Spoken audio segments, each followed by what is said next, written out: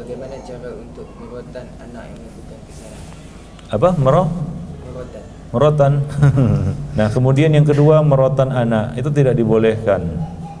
Tidak dibenarkan orang tua merotan anaknya, apapun alasannya. Ya, tidak dibenarkan untuk menjatuhkan hukuman. Secara Islam, menurut hukum Islam, anak itu baru boleh dipukul ketika dia sudah berusia 10 tahun. Itu pun karena meninggalkan sholat. Ya. Nah, jadi sebelum itu tidak boleh. Sebelum 10 tahun dia menginjak usia 10 tahun tidak boleh memukul, memberikan hukuman dalam bentuk pukulan. Kalau usia dia belum mencapai berapa tahun? 10 tahun. Ya, karena anak yang secara ilmu psikologi anak yang berusia di bawah 10 tahun itu dia belum mengerti, belum memahami kenapa dia dipukul. Dan kecenderungan dia akan memberontak. Dan karena dia belum memahami, nalarnya belum hidup lagi, ya, akan tumbuh rasa dendam dalam dirinya karena dia belum mengerti kenapa dia dipukul. Ya, nah demikian. Maka Nabi mengatakan jangan dipukul, suruh saja dia sholat. Walaupun misalnya sholat subuhnya jam 10 pagi kan itu sholat, yang penting dia kenal sholat itu. Melatihnya. Janganlah kita berikan hukuman. Nah, karena Nabi juga tidak membolehkan kita memberikan hukuman, biarkan dia. Nah, kalau sudah 10 tahun baru boleh dipukul. Sebelum 10 tahun untuk sholat saja dilarang diberi hukuman, ya, berupa pukulan, apalagi yang lainnya. Nggak ada yang lebih penting daripada mengerjakan sholat, bukankah demikian? Ada yang lebih penting dari sholat? Nggak ada. Dan itu pun kalau anak itu meninggalkannya di bawah usia 10 tahun itu belum boleh dipukul, apalagi karena hal-hal lainnya yang tidak begitu penting, bahkan bukan perkara yang penting. Nah demikian, ya, misalnya apa? Ya, dia misalnya ya melakukan kesalahan, misalnya dia nggak melaksanakan tugasnya, homeworknya misalnya, dipukul. Nah jangan, ya, karena itu nggak begitu penting, kan begitu ya. Nah demikian, ya, beri hukuman, silakan beri hukuman dalam bentuk selain pukulan, ya, seperti misalnya ya diberi tugas, kan begitu ya, tambah tugasnya, ya, itu silakan. Tapi pukulan tidak boleh, ya, kalau dia belum berusia 10 tahun. Nah kemudian pukulan, walaupun dia sudah berusia 10 tahun dan kita boleh memukulnya, itu tidak boleh lebih dari 10 kali secara berturut-turut. 10 kali.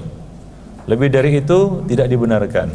Nah, karena Nabi juga mengatakan tidak boleh memberikan hukuman berupa pukulan lebih dari 10 kali selain daripada hukum-hukum hudud. Ya, nah demikian. Hukum hudud ya seperti misalnya ya minum khamar, kan begitu ya. Nah, barulah boleh dia dipukul ya lebih daripada 10 kali. Wallahu a'lam bishawab. Ustaz, boleh tak kita memarahi anak kita? Nah ini entar Afwan. Nah ini hadisnya ya. Nabi mengatakan la yujladu fawqa asyri jaldat illa fi haddin min hududillah. Tidak boleh memukul lebih dari 10 kali kecuali pada hukuman had yang telah ditetapkan oleh Allah Subhanahu wa taala. Jadi maksimal 10 kali pukulan. Dan ini pun berlaku untuk orang dewasa dan mukallaf. Anak-anak yang belum balik tidak boleh dilakukan hal ini. Ya. Nah demikian. Dahulu Khalifah Umar bin Abdul Aziz menulis surat ke setiap kepala daerah, kepala wilayah, yaitu tidak boleh seorang guru menghukum lebih dari 3 kali. Karena hal itu menakutkan bagi anak. Itu memukul lebih dari 3 kali. Wak gitu. Ya lebih dari 3 kali nggak boleh, karena itu menakutkan, kan gitu ya, bagi si anak. Bisa memberikan apa namanya ketakutan, rasa takut kepada si anak. Nah demikian. Wallahu a'lam bishawab. Nah, dan juga dihindari memukul dengan alat. Ya, pukulan yang ghairu mubarrih, ya, memukul istri, ya, sebagaimana disebutkan dalam ayat, ya, itu pukulan yang tidak menyakitkan dan tidak memakai alat. Misalnya apa, Pak? Ditusuk, ya, apa namanya, dadanya, ya, dengan jari, ya, bukan dengan sapu, ya. Bukan dengan rotan juga. Atau ditepuk pahanya. Itu istri yang mukallaf dewasa, apalagi anak-anak. Ada sebagian orang yang menampar menendang dia apa. Nah itu tidak dibolehkan, itu bukan cara yang islami. Wah anaknya nakal bandel, sebenarnya yang nakal dan bandel bukan anaknya, orang tuanya yang lalai. Ya, itu aja masalahnya. Jadi janganlah ditimpakan anak itu jadikan kambing hitam. Oh dasar anak nakal, dasar anak bandel, kan begitu ya. Selalu anak yang jadi kambing hitam, yang jadi pesakitan, yang salah, kan begitu ya. Orang tuanya nggak pernah salah. Orang tua tak pernah salah, kan gitu. Yang salah melulu anak-anak, kan gitu. Anak-anak itu tahu juga dia. Ya terus menerus jadi kambing hitam. Nah, jadi sasaran hukuman, kan begitu. Padahal yang salah orang tuanya. Ada lagi orang tua yang lebih konyol, jelas-jelas salah orang tuanya tapi yang dihukum anaknya. Nah ini sangat-sangat tidak mendidik. Nah kalaupun diberikan pukulan, itu pukulan bukan dengan alat, dengan rotan, dengan alat-alat ya, tongkat, kan begitu ya, dengan sapu dipukul sampai berbirat-birat. Itu bukan pendidikan Islam. Gak ada pendidikan Islam seperti itu, ya. Nah demikian. Wallahu a'lam. Coba antum pernah dapatkan satu riwayat dari Nabi dan sahabat mereka memukuli anak-anak mereka sampai menakutkan seperti itu? Enggak ada.